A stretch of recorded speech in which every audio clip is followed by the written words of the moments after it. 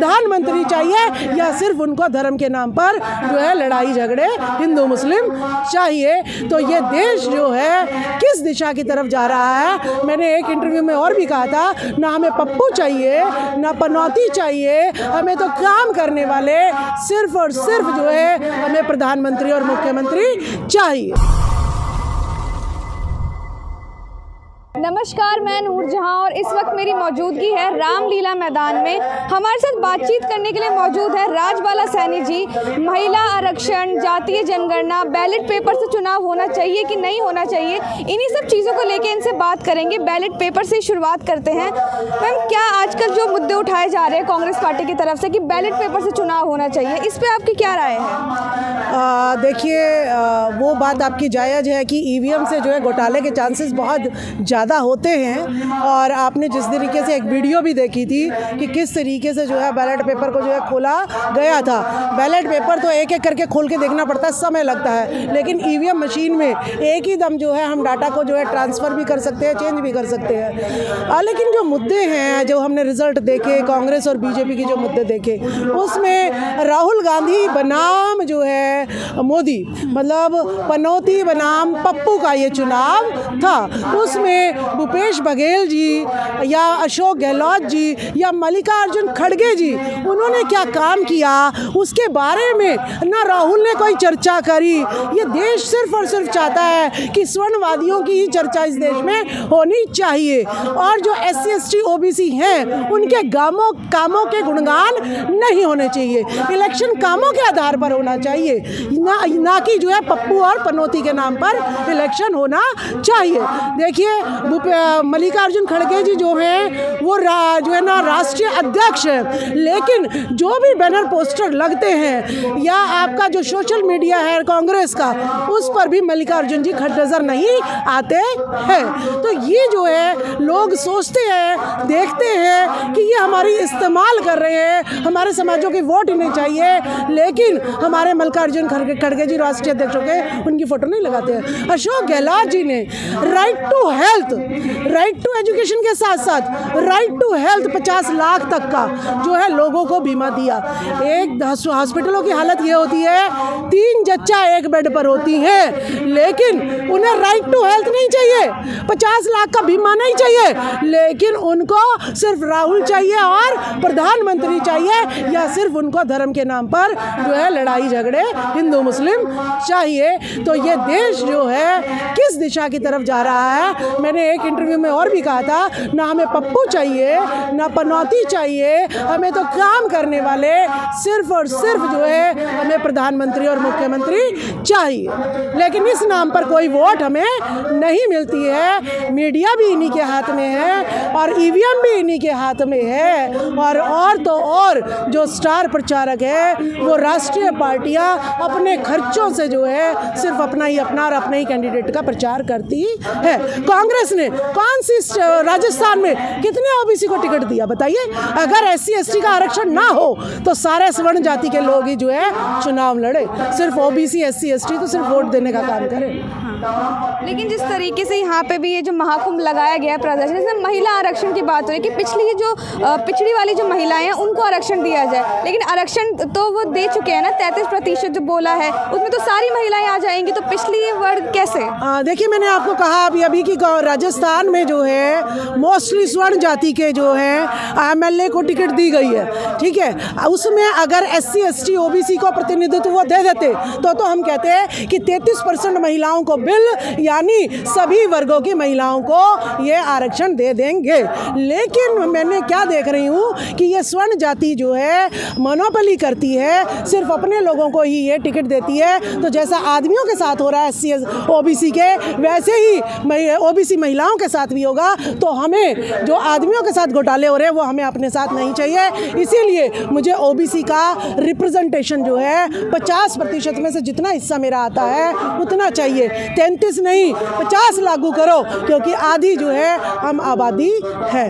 तो हमें 50% चाहिए और 50 में से भी मुझे जो है ओबीसी को हमारी जनगणना कराई जाए। बिहार में जैसे 63% निकली है, पूरे देश की जनगणना कराओ, उसी हिसाब से अगर मैं 63 हूँ तो मुझे 63 दो और 70 हूँ तो मुझे 70% जो है 50 में से चाहिए ही आरक्षण। और इसमें एमएसपी की भी बात की गई है कि जो लागत मूल्य है वो जो महंगाई के हिसाब से तय करा जाना चाहिए, पर एमएसपी के तो फायदे हैं ना कि अगर जो फसलों की जो कीमत अगर बढ़ जाए लेकिन सरकार उसे वही एमएसपी की कीमत पर ही खरीदेगी, तो उसमें आप क्या कहना चाह रहे हैं? हाँ, देखिए एमएसपी का मतलब होता है मिनिमम सपोर्ट प्राइस, मतलब जो किसान है उसको सरकार जो है एक श्योरिटी दे रही है कि अगर बारिश होती है, ओलावृष्टि होती है, सूखा होता है, तो भी अगर आपकी फसल खराब होती है तो हम इतना मिनिमम सपोर्ट प्राइस आपको देंगे ही देंगे। और वो मिनिमम सपोर्ट प्राइस कैसे कैलकुलेट किया जाता है, उसमें किसान की लागत कितनी लगेगी पर एकड़,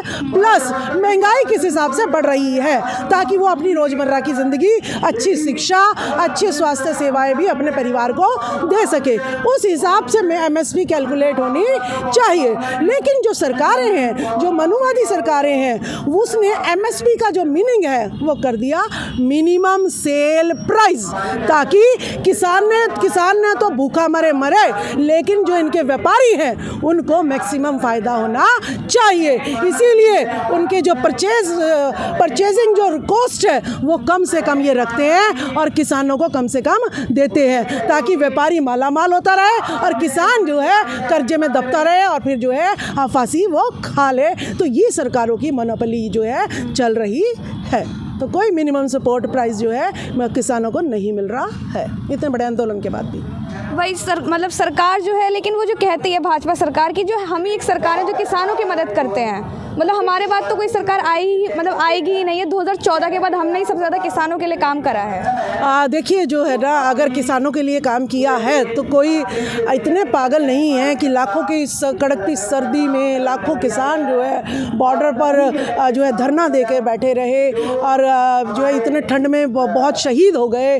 तो अगर मुझे सब कुछ मिल रहा है उसके बावजूद भी मैं अपने माँ बाप को कह रही हूँ कि नहीं, इन्होंने मुझे कुछ नहीं दिया, ये खराब है, तो ऐसा तो मैंने कभी देखा नहीं है। तो सड़कों पे कोई कब उतरता है? जब उनकी हकमारी जो है हो रही होती है। तो ये प्रूफ है कि जितने भी धरने आंदोलन हो रहे हैं, अगर वो हो रहे हैं तो इसका मतलब उनको हकदारी नहीं मिल रही है। तो जो आज का ये प्रदर्शन और इस पर मतलब किस किस चीज़ पर चर्चा की जाएगी? देखिए, सबसे बड़ा जो मुद्दा इस देश में होना चाहिए वो राहुल गांधी को भी बता दिया है और मैं मोदी को भी बता दिया है कि भाई सबसे पहले जातिगत जनगणना कराओ और उसके बाद जिसकी जितनी हक अधिकार है उसको जिसकी संख्या भारी उतनी उसकी हिस्सेदारी होनी चाहिए। सरकारी नौकरी में नहीं, सरकारी ठेकेदारी में भी हमारी होनी चाहिए, क्योंकि मैं देश की जनता को बताना चाहूँगी सरकारी नौकरी यहाँ की जीडीपी का सिर्फ 3 से 4% है, लेकिन सरकारी ठेका इस जीडीपी का 20% है। 20% यानी 3 से 4% तो छोटी सी चीज़ है। उस 3 से 4% सरकारी नौकरी के लिए बच्चे पढ़ते रहते हैं, कोचिंग लेते हैं, फॉर्म भरते हैं, लेकिन उनकी नौकरी नहीं लगती है। लेकिन सरकारी ठेका जो 20% है टोटल जीडीपी का, उसके लिए SC ST OBC जो है कोई भी अप्लाई नहीं करता है, उसकी जानकारी नहीं देता है और जो जागरूक होता है उस पर रोक लगा दी जाती है कि तेरा टर्नओवर इतने करोड़ से ज़्यादा होना चाहिए, तेरी कंपनी का टाइम जो है इतने टाइम में मैक्सिमम होना चाहिए। अरे हम किसानों की औलाद है, हम मजदूरों की औलाद है, हम इस देश का निर्माण करते हैं। हम कोई तुम्हारी की तरह बाहर से ट्रेडर नहीं आए यहाँ पर कि जो हमारा जो है टर्नओवर करोड़ों में होगा।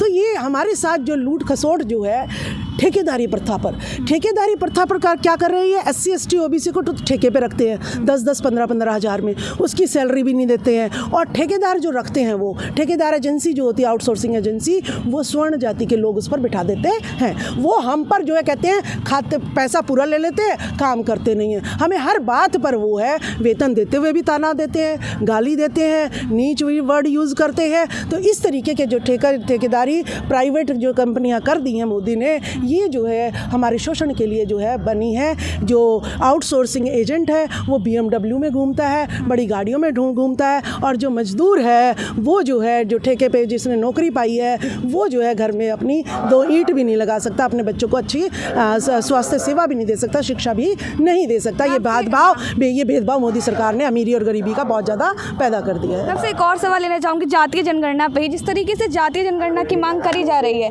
लेकिन वही भाजपा सरकार, मोदी जी ने एक ट्वीट करा था कि हम सिर्फ सबसे बड़ी जाति 4 जातियों को मानते हैं, महिला, युवा, किसान और गरीब। तो उन्हीं लोगों के लिए तो वो काम कर रहे हैं, तभी तो वो 4 जाति उन्होंने डिसाइड कर दी हैं। तो 4 जातियाँ अगर उन्होंने डिसाइड कर दी हैं तो महिलाएं उन्हें कितनी मिली?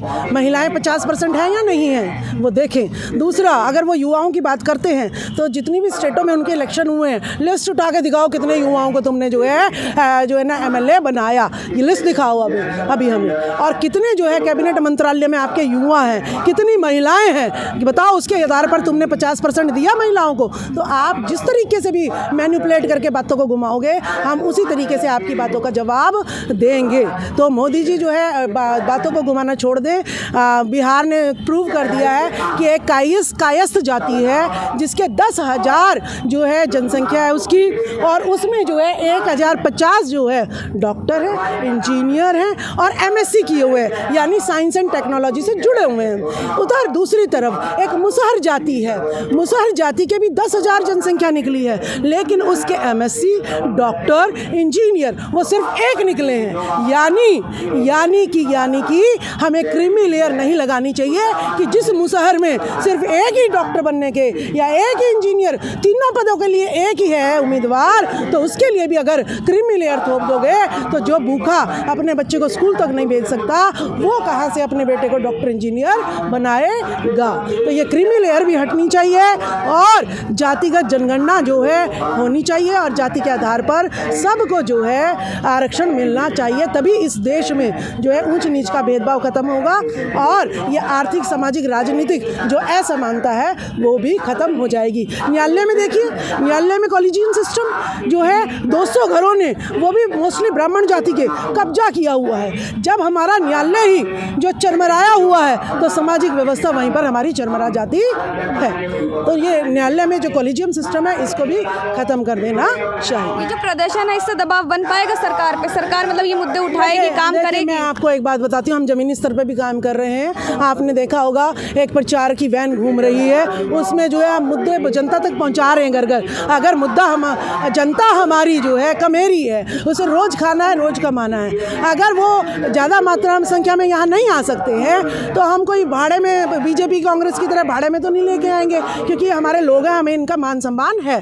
तो हम जगह जगह जा रहे हैं, ठीक है, और उनके बीच में मुद्दे रख रहे हैं, ठीक है, उनके बीच में अपने विचार रख रहे हैं। कहते हैं बाबा साहब के विचारों को अगर हमने घर घर पहुंचा दिया होता तो आज बहुजन समाज शासक होता, वो जो है हमें दिए हुए जो आरक्षण है वो ख़त्म नहीं होते, उनकी विचारधारा ख़त्म नहीं होती। बहुत बहुत शुक्रिया।